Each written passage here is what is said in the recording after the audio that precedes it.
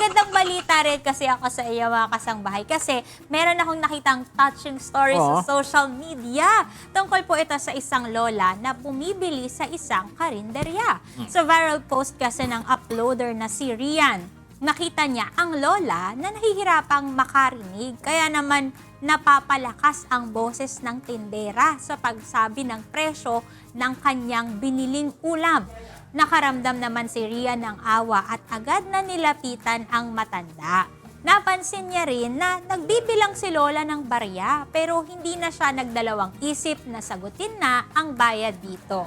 Inalok niya rin si Lola kung gusto niya ng saging habang tinutulungan niya ang matanda.